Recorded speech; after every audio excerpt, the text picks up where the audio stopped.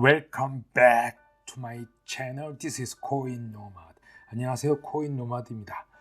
비트코인과 크립토 마켓이 하향세로 갔는데 스텔라 루멘, XLM이 유독 강했습니다. 스텔라 루멘이랑 리플, 에이다가 다른 종목들에 비해서 강했는데 그 이유가 어떻게 되느냐 한번 알아보겠습니다. 그 스텔라에 관한 여러 가지 좋은 소식이 있는데 확정 발표된 것은 아닙니다. 미디어에서 언급했던 것 같이 페이팔에서 스텔라 루멘을 추가한다. 지금까지는 비트코인, 이더리움, 비트코인 캐시, 라이트코인 그리고 XRP가 제외되었죠. 이번에 스텔라랑 에이다를 추가할 수도 있다. 이런 루머가 트위터에서 나오기 시작했습니다. 그래서 유독 강하게 썼던 것도 있고, 그리고 또 다른 거는 USDT가 테더를 뉴욕 검찰이 기소할 거다. 1월 15일이 그게 마감이죠. 그래서 USDT가 만약에 문제가 생긴다면 어떻게 되냐? 그러면 USDC가 있죠. 그 밖에 몇 개 더 있긴 하지만 일단은 USDT가 가장 크고 USDC 스텔라 버전이 2월에 나오기 때문에 그래서 스텔라가 강한 면을 보였고, 또 하나 코인베이스에서 비자 데뷔 카드가 1월에서 2월 출시 예정인데 그것도 부각이 되었습니다. 비트코인과 스텔라랑 연동이 된다. 차트를 보시면은 비트코인과 이더리움이 같이 가는 경향이 있었고, 스텔라랑 리플과 에이다가 거의 금액까지 비슷해졌습니다. 317, 그다음에 328, 315 이렇게 해서 스텔라, 루멘, 리플, 에이다는 제가 말씀드렸다시피 미국에서는 하나의 콤보처럼 항상 세 개가 같이 쓰일 수 있다. 미국인 CEO에 의해서 운영이 되기 때문에 비슷한 점도 많다. 한 형제처럼 생각하는데, 앞으로도 비트코인이나 이더리움에 문제가 생긴다면은 스텔라랑 리플과 에이다가 브릿지 통화나 스테이블 코인의 일환으로도 쓰일 수 있다. 이렇게 보고 있습니다. 올 10월에 나온 기사이긴 하지만 페이팔이 비트코인과 다른 크립토를 쓸 수 있다. 발표가 나고 나서 페이팔에서 XRP를 제외한 나머지를 페이팔에 연동을 시켰는데요. 근데 XRP가 그때 빠졌습니다. 그 이유는 2달 뒤에 드러났죠. 증권인가 아닌가 SEC에서 고소된 거를 미리 알았겠죠. 그런데 페이팔 하면은 일론 머스크를 생각하겠지만 제가 2014년도에 기사를 하나 찾았습니다. 페이팔의 공동 설립자이자 코슬라 벤처스의 파트너인 키스 라브라가 지금 스텔라의 이사로 있습니다. 페이팔이랑 스텔라는 아주 쉬운 관계지요. 바로 전화하면 되는 관계입니다. 스텔라라고 불리는 새로운 오픈소스 비영리 단체라고 나왔습니다. 여기 비영리 단체죠. 자, 이때는 잘 알려지지가 않았습니다. 2014년도지요. 사용자가 쌍방간의 돈을 주고받을 수 있는 분산형 프로토콜입니다. 자, 코인이란 말은 없지만 분산형 프로토콜이라고 말하고 있습니다. 제가 이 사람이 어떤 사람인지를 한번 찾아봤습니다. 키스 라브라는 미국 기술 경영자의 투자자이며 현재 파운더 펀드의 파트너이다. 그래서 페이팔, 링크드인, 슬라이드, 스퀘어에서 임원 역할을 했죠. 스퀘어에서도 임원 역할을 했습니다. 경력이 참 화려하죠. 2010년도에는 스퀘어의 COO, 최고 운영자였고 2014년에는 콜슬라 벤처스의 이사로 있던 것으로 알고 있는데, 페이팔의 공동 설립자는 페이팔이 Never Completed라는 비전 문제를 해결할 새로운 비영리 단체를 지원하고 있다고 말했습니다. 비영리 단체면 스텔라죠.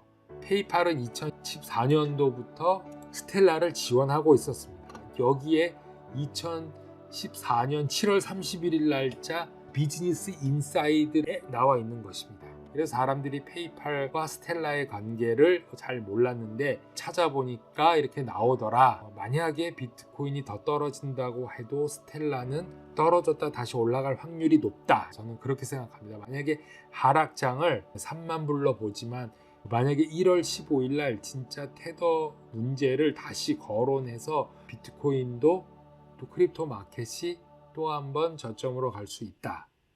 하지만 제 생각은 스텔라와 에이다와 리플은 다시 회복이 될 것 같다. 코인베이스에서 데뷔 카드를 미국에서 출시한다라는 내용이 나왔는데 1월 달에 출시될 예정이라고 합니다. 이것도 이제 10월 28일 기사에서 제가 가져왔습니다. 코인베이스 직불 카드가 미국에 나오는데 이 카드는 이미 영국을 포함한 30개국에서 사용할 수 있고 최대 4%를 스텔라 루멘 XLM으로 돌려받거나 비트코인으로 리워드 받을 수 있다. 이렇게 나와 있습니다.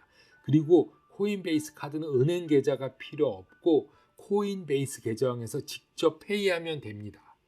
얼마나 편합니까? 1월 달에 출시될 예정인데 스텔라랑 연동이 된다. 이것도 하나의 호재지요. 그 다음에 테더 얘기를 한 번 더 하겠습니다. 테더가 1월 15일이 데드라인이다. 이제 1월 15일 금요일이죠. 그러면은 토요일 날이나 일요일 날 상승도 될 수 있고 하락도 될 수 있다. 자, 그러면 이제 어떤 내용인지 한번 보겠습니다. 테더가 뉴욕 검찰이 요청한 서류를 제출하는 마감일이 1월 15일이다. 제가 빼먹었던 거 하나가 있는데 OCC의 브라이언 브룩이 사임한다는 게 트윗에 떴습니다. 미국의 새로운 정부에서는 상원과 하원 전부 다 민주당이 장악하였고 상원 의장이 민주당 부통령이 되고 그러면 대통령, 부통령, 상원, 하원 전부 다 민주당이 되는 겁니다. 민주당이 되면 어떤 일이 일어나냐? 캐나다를 한 예로 들어드리면 캐나다의 트루도 총리가 되면서 마리화나가 합법화되었습니다. 자, 옛날에는 집에서 숨어서 마리화나를 피웠는데 이제는 떳떳하게 마리화나를 필 수 있습니다. 공화당과 민주당이 비교가 되는 것인데 일단 서류 제출 마감일이지 이거는 고소를 하거나 기소를 하거나 그런 일이 아닙니다. 하지만 기소만 됐다 해도 앞으로 파장은 엄청나기 때문에 비트코인이 다시 한번 하락할 수 있다. 하지만 이것으로서 끝나면은 다시 상승할 수도 있지만 제가 볼 때는 어쨌든 간에 그 레귤레이션이 나오기 전까지는 어느 선에서 끌어잡아 당길 것이다. 과장된 두려움이지만 하여튼 간에 우려는 있다. 그렇게 말했죠. 왜냐? 테더가 미 달러를 허공에서 생산했다는 증거가 드러날 것이다. 맞죠? 자, 미국 달러가 왜 이렇게 됐습니까? 페드가 계속 미국 달러를 프린팅해서 지금 이 지경까지 왔습니다. 이제 금리도 못 내리는 말도 안 되는 상황, 그리고 마이너스 금리 시대가 되었죠. 그러면 오로지 할 수 있는 거는 세계 경제가 멈추기 직전까지 돈을 계속 찍어내는 방법뿐이 없습니다. 그래서 생겨난 것이 가상화폐이고 그래서 저희들이 투자하는 것입니다. 뉴욕 검찰총장은 미국 고객에게 승인되지 않은 서비스를 제공하거나 투자자에게 피해를 주는 그런 규정을 위반했다고 비난하고 있습니다. 그래서 테더를 소유하고 있는 지주회사인 아이파이넥스를 상대로 지금 진행 중인 뉴욕 검찰의 소송은 시장 조작 문제를 다루지는 않을 것으로 예상됩니다. 더군다나 이러한 비트코인 자격 조작에 대한 주장은 그것을 증명하기 위한 시도를 시작한 최초의 학술 보고서가 더 이상 많은 사람들에게 의해 특별히 신뢰될 수 있는 것으로 여겨지지 않는 점에서는 이제 구식입니다. 하지만 떠도는 소문에 의하면은 아직까지 그 시장을 조작한 것에 대한 판사 앞에 공식적인 소송은 없죠. 근데 1월 15일 날 보면 되겠죠. 테더가 만든 모든 USDT 담보가 되어 있는지는 여전히 의문이다. 자, 테더사는 지금 말하고 있습니다. 이 회사는 100% 담보다. 그러면서 미국 달러를 지원을 받고 있으며 4분의 1은 다른 자산에서 지원을 받는. 자, 그럼 4분의 1이면 25%는 다른 자산에서 지원을 받고 75%는 US 달러가 담보라는 것이죠. 하지만 USDC는 서클사에서 만들고 이제 스텔라 버전이 나오는 USDC는 100% US 달러 담보입니다. 그래서 안전한 것입니다. 스텔라에게는 다 좋은 방향으로 흘러간다. 여기에 보면 스텔라에 뭐가 있냐면 사토시 페이라고 나왔습니다. 사토시 페이는 2014년도에 만들어졌고 그 다음 헤드 오피스는 런던에 있습니다. 그리고 베를린에 오피스가 있죠. 독일이죠.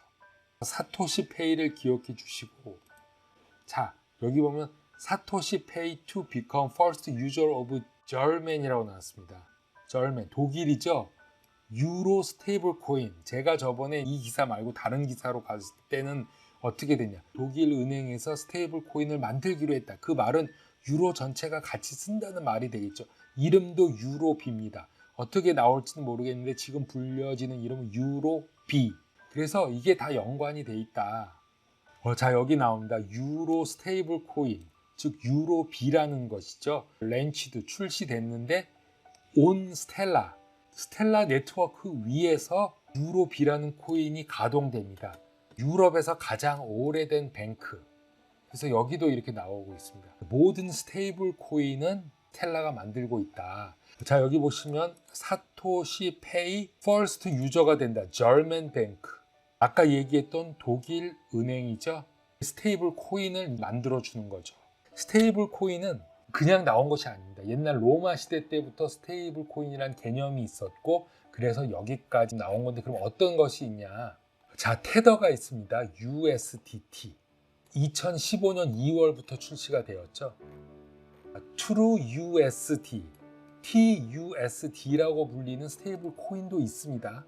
이건 2020년 4월. 그런데 이건 잘 안 쓰죠. 또 있습니다. MakerDAI라는 스테이블 코인이 있습니다.